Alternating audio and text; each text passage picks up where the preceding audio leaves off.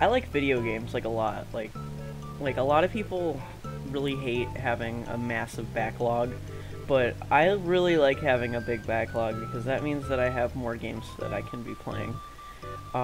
It is overwhelming sometimes, but that's, you know, it doesn't bother me that much. And a video game series in particular that I really like is Super Smash Brothers. It's fun to play, but the main draw to it, the main draw to it for me, it's stupid enough, is that it's a giant crossover between all these Nintendo franchises and even, you know, some franchises that have, you know, connections to Nintendo. And I combine these two loves. So about 2 years ago, I had this retarded-ass idea. Actually, this idea is older than that, but I'm rambling. Where I wanted to play through all the franchises represented in them, including all the spin-offs and shit. And I was going to start with the first ever represented franchise, as well as quite possibly the biggest one, Super Mario. And I'm 2 years in. Currently, as of recording this, in the Mario Marathon, I am right after the first Smash Bros. I'm at about Mario Party 3, and I'm about to enter the GameCube era. So I've made some progress, and I should also say I'm not just playing Super Mario and, you know, Mario Kart and Mario Party. No, like, I played fucking Mario Sweater Designer on Famicom. I bet most of you fuckers didn't even know that existed. So it's really fun to me, and I'm also, you know, at the same time doing other franchises because I get bored of just playing one all the time. I've beaten all the main series Zelda games 100% up to Smash, so, you know, Zelda 1, 2, Link to the Past, and Link's Awakening, and Ocarina, as well as the CDI games I've touched on. Whatever, I'm rambling again. So I figured, you know, after I finish all this, I'm not really gonna have, like, this is something that not many people have done, and quite possibly no one at all has done, and, you know, my friends know. I have proof to my friends that I'm doing this, but, you know, I want the bragging rights, basically, so I'm gonna be a little bitch and document all this online. Now, given that I started the Mario Marathon, in particular, 2 years ago, and, you know, I'm not financially stable enough to, you know, hold on to all these games. I'm gonna, for the first couple of videos, gonna steal footage from other people. I will give them credit, but yeah, so I can't properly do that. But without further ado, let's begin the Mario franchise, baby boy. Yeah, fuck. To understand the history of Mario, we have to understand the history of Nintendo. Brief summary: in 1889, Nintendo was founded as a Hanafuda card manufacturer. They weren't very popular until they got the license to make Mickey Mouse themed cards, and since then they've been very profitable. That being said, however, they began to lose money about halfway through the next century, and they spent the groovy 60s and 70s experimenting with all kinds of things. We got ultra hand grips and love testers, tons of novelty electronic toys, fucking love hotels, the works. A great website detailing this stuff is beforemario.com. I'd recommend it if you're curious. In the mid-70s, they began experimenting with video games! They came out with a bunch of arcade games, starting with EVR Race, and saw big success with it. After 86 years, the company actually decided what the hell they'd be doing. And in 1977, Nintendo leashed on the trend of making Pong consoles with the colored TV games 6 and 15, making their very first console, technically. In October 1979, they came out with Sheriff, also known as Bandito! And it was their most popular game yet. Well, that wasn't actually a good thing. At all. You see, Nintendo grew arrogant and started pushing games out. None were horrible, but they weren't of complete quality, like Space Fever, this Space Invaders ripoff, and Monkey Magic. The worst to come of this, however, was Radar Scope, and with that, our story formally begins.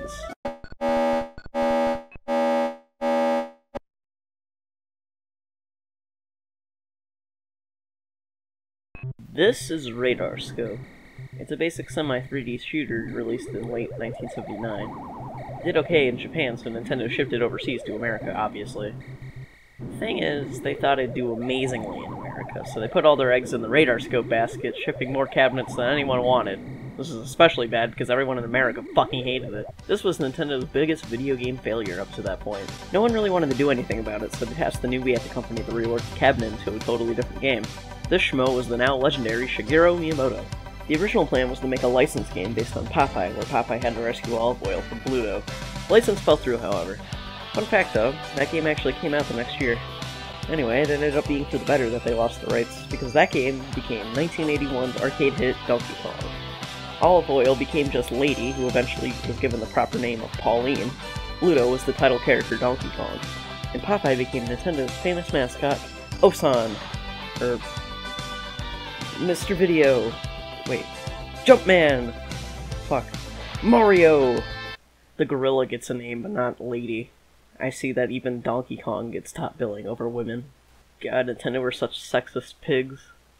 While it began as some sort of maze game, Donkey Kong evolved into what many consider the first modern platformer when it was decided that the view would be from the side and Jumpman would be given the ability to, jump. They placed obstacles in each board for you to jump over, and an end goal, being Lady, and the rest was history. Let's talk about the main character himself, actually. His now iconic design is very much the result of both technical limitation and amateur laziness. I'm not being mean here, that's the truth. Mario's cap was given to him because the spiders couldn't make hair look good, the mustache was made to make his face look more recognizable, and the overalls were there just because it was too hard for the spiders to animate a walk cycle. I'm not joking. On top of that, speaking of recognizable faces, this game, while not being the first to have a story, was possibly the first ever to have real characters. Not counting already licensed characters, that is. Each character had a motive, and arcade goers were quickly attached to these three. Everything at this time was fucking space, like Space Invaders and Tempest, hell even Radar Scope. Donkey Kong wasn't the first to, like, not be that, but it helped that it was a breath of fresh air, you know? Donkey Kong came out to arcades in July 1981, and it was Nintendo's biggest success yet. Mario's just a simple carpenter living in Brooklyn. He's dating this girl Pauline, and somehow is legally able to have a pet gorilla named Donkey Kong. Mario is kind of a dumbass, however, because he abuses the giant ape that knows exactly where he sleeps. Donkey Kong gets fed up with all the abuse and grabs Pauline, taking her to the top of the construction site that Mario works at. It's up to you, as Mario, to save her. Simple early 80s story. Being an early 80s arcade game, there's not a whole lot that Mario can do. Not that he needs to do much. Well, I thought that until I played the Game Boy version. Anyway, you can jump, climb ladders, and use this hammer power-up that gives you semi-invincibility. I say semi-invincibility because you can still die while using it. You can get hit in the back, which makes sense, but the way that the animation is, Mario lifts it above his head at 50% of the time, so because of that, you're open in the front. And this fucker goes down in a single hit because, like I said, it's an early 80s arcade game. Mario is exceptionally fragile in this one. He takes fall damage, right? But he takes more fall damage than a newborn. This fucker can't survive a foot drop. This being the only game in the franchise where he's known as Jumpman, I think this is the worst Mario's jump has ever been, and ever will be. It feels stiff, and he suffers from Belmont syndrome before Castlevania even came out. I can't be too hard on this stuff, though. Once again, it's an early 80s arcade platformer, and one of the first of its kind. People didn't care at all back then, and it's not like there's no better version of it now, so there's no real point in putting it in today's standards. You can also collect various things Pauline dropped on her way up, her parasol, hat, and purse. These only exist for points. This game only has 4 boards, each representing the height that you're at when climbing up the girders. Because of the small level count, I'll talk about them one by one. The original arcade version orders them weird, with the first level, then the last, then the first, then the third. It's a mess. The way they tend to go is the 4 levels in order, then they repeat forever. Or at least until the kill screen. First up is 25M, the most iconic board in the game. Donkey Kong is at the top throwing barrels at you, and they roll down for you to jump over. You make your way up climbing ladders. Some of the ladders are busted, and sometimes barrels roll down the ladders. There's also an oil drum that spawns fireball guys, known officially as Fire. It's practically impossible to get hit by him though, unless you just stand around. 50M, the porridge level. Well, actually it's supposed to be bowls of cement, but I think that makes just as little sense. This whole board, save for the very bottom where you start and the very middle, is all conveyor belts. There's fire everywhere, and the ladders at the top retract back and forth for no real reason. This one sucks. How high can you get? Aw yeah. 75M, the one that got in the Smash Bros. This is the worst one in the game. If you didn't mind the fall damage thing before, you surely will here. There's these elevator things that can crush you if you don't get off soon enough. But if you get off too fast, you die with fall damage. Then there's this part where the fire climbs up and down the ladders. Once again, you're pressured with a time limit because the fire will eventually get to you if you don't jump onto the next elevator. Oh yeah, and DK throws these springs at you. Well, he doesn't throw them actually, he just sits there and lets them pass him, I guess. But anyway, they bounce around, so you gotta do this part quickly too. As a kid I hated them, but the arc of their bounce is always the same, so honestly it's not that bad. Still though, fuck this level. 100M, the final stretch. I like this one a lot. The goal isn't actually just to climb up and get to Donkey Kong and Pauline. You have to walk or jump over these little pegs, and when you do, they fall out. When all are gone, the site collapses and Donkey Kong is out for the count. Mario and Pauline stare at each other with a heart above them for a bit, and all is happily ever after. Until the game restarts. And that was Donkey Kong. It was a fun little arcade game, and while it does show its age, it's still aged pretty well. Since its release, it was a huge hit in both Japan and America. Donkey Kong is one of the most iconic games of all time, even. It had merchandise, its own segments in the Saturday Supercade cartoon, a song by Buckner and Garcia, the guys who made Pac-Man Fever, and a sad album about Donkey Kong trying to go home to the jungle called Donkey Kong Goes Home. Donkey Kong even has a competitive scene. This here is Billy Mitchell. He's the most famous pro gamer of all time for his insane records on Pac-Man and this game. There's a documentary all about someone trying to beat him in Donkey Kong called King of Kong, released in 2007. He's legendary! Except he's a fucking fraud. Yeah, he cheated. I'm not gonna go into details, but the speedrunning YouTuber Apollo Legend made a fantastic video on the subject. I'd recommend it. That's not the only controversy this game caused. Oh no, you see, Donkey Kong got his name because Shigeru Miyamoto decided to name him something very American, seeing as the game was basically tailored to redeem Nintendo there. So it was decided that his name would be in English. Thing is, Miyamoto is really bad with English. The name Donkey Kong was thought by him to mean stubborn ape. If you break it down, it makes sense why he thinks that. Like, donkeys are stubborn and King Kong was an ape, so yeah, it makes sense. Well, speaking of King Kong, enter Universal, the creators of King Kong. In 1984, they sued Nintendo for violating their copyright. It's a funny thing they did that, because Universal was well aware of tons of King Kong ripoffs before this. They just didn't give a rat's ass because they weren't popular enough to make them money like Donkey Kong was. Even funnier thing though, Universal didn't actually have the goddamn rights to King Kong in the first place. It was public domain. Boy, I really hope somebody got fired for that blunder. Donkey Kong was ported to like every fucking thing, so let's look at them all, shall we? Atari 2600. Look at that motherfucker up here. He ain't a gorilla, he's a naked fat Albert. Why does he throw cookies at me? You know when you're watching a show and someone's playing like a video game, and like it's clearly on a modern game console, but the sound effects are bleep bloops like it's a retro console? Yeah, that's the sound effects in this version.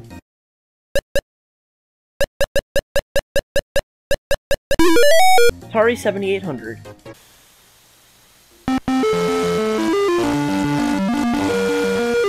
Oh! Once you get past the abysmal sound, this is a pretty alright port. It's already 8-bit. Ironically, this shit looks like 4-bit. It's an okay port. The physics are a little off, but stuff like that's excusable. Why is Donkey Kong on the right? He's supposed to be on the left side, that bothers me a lot. ColecoVision. He's on the right again! This version is really charming with its vintage sound effects and graphics, but nothing special really. There's also no How High Can You Get screen in this version, which is pretty odd. Another thing I noticed is that the 25M music is in every single level in the entire game. All 5 notes of it. Coleco Adam. What the fuck Adam think he is? This is just a slightly lower quality version of the ColecoVision port. Except despite this, there's some stuff that this one has that the other one doesn't. 50M is here, and the How High Can You Get screen is also present. DK makes chest beating sounds too, so that's something I guess. Coleco Tabletop. Oh, Mr. Arcade! Get him out of here! He's playing Donkey Kong! You like Donkey Kong, eh? Okay, big fella. It's the official tabletop version of Donkey Kong, and it looks, plays, and sounds the same. No, it doesn't. No. So this one's interesting. Back in the day, Coleco put out these mini arcade machines to play arcade games on the go with you. Obviously, in order to do this, they had to neuter the game badly. It shows. For what it is, it's not that bad. Intellivision. On the right again. It's an Intellivision port of Donkey Kong. You can't expect too much more than this. It looks poopy, but it's on the frickin' Intellivision. That's how it was back in those days. If you live in 1982 and you can't afford any other console, you can't really go wrong with this one. Commodore VIC-20. Aw, it's so cute. It's trying its best to be a Donkey Kong. It's, not worth playing. Commodore 64. This is definitely the best home computer port out there. This one is super impressive and pretty damn close to the original. Something about Donkey Kong rubs me the wrong way though. TI-99. Did you guys know Texas Instruments also made computers? Not so many people do. This is another pretty alright port. The sound is pretty sad though. I don't know much about this machine, but can the 99 not handle more than one sound channel or something? Amstrad CPC. The Amstrad, how classic. This one was published by Ocean, the guys responsible for Mr. Nuts. Nothing to say here. It's a really good port in general. The sound is a little, how do you say, fucking evil.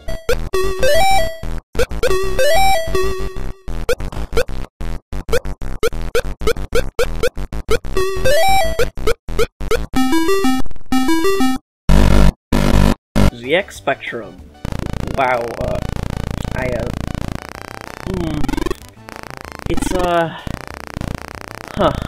MSX. Ah! Jesus fucking Christ, that's horrifying. Port's fine, but there's plenty to laugh at. Like, look at Mario, he looks normal and fine, but DK over here, he's not doing too well. And instead of saving Pauline, it looks like DK captured one of the stick people world... The stick people were... The stick... sentence. Also, music? Can you,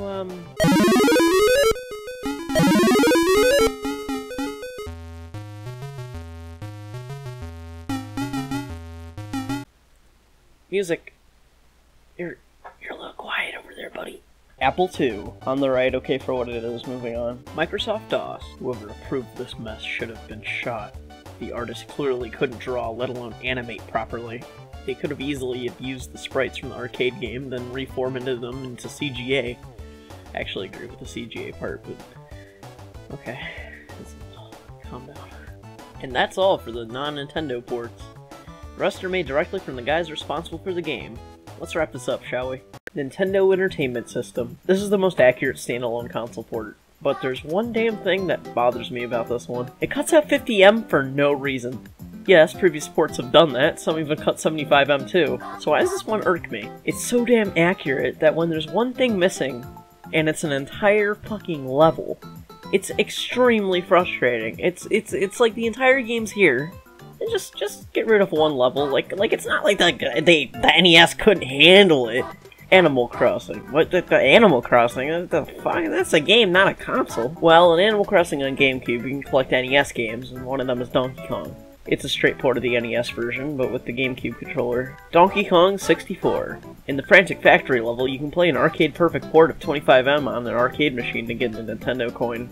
Game Boy Advance. There was a line of NES ports for the GBA called the Classic NES series. It's the NES port on the go. You can also unlock it with the e-reader card. Virtual Console. The NES version is downloadable under Virtual Console for the Wii, 3DS, and Wii U. Alright, I'm done wasting your time. The #1 best way to play the arcade original Donkey Kong is the Arcade Archives version that came out while I was making this video. It's the only arcade-perfect port of DK on any home platform, and since it's on the Switch, it's portable to Game & Watch. So there are plenty of Game & Watch versions of games that actually play totally differently, and this is one of them. It's a dual-screen setup that starts you at the bottom, jumping over barrels and climbing up like normal. But when you get to the top screen, you encounter DK, who throws more barrels from above. You're supposed to pull a lever to let a crane on the right come down. Then you climb onto it and remove these little thingies. Each time it sends you back, and when you get all of them removed, the DK falls, and you get a ton of points for it. This is actually one of the most fun Game & Watch games I've played. And finally, the one I've mentioned twice already in this video, the Game Boy version. Nope, not yet. Yeah, I'd like to review that one on its own, because there's so much goodness in that one. Holy shit, I am done. That was my review of Donkey Kong. I'm ready to kick the Mario series' ass one game at a time, and I hope to take you along on this journey with me. I've been making this video for a while now, so I'm gonna take a nap. See you later. Next time is Donkey Kong Jr.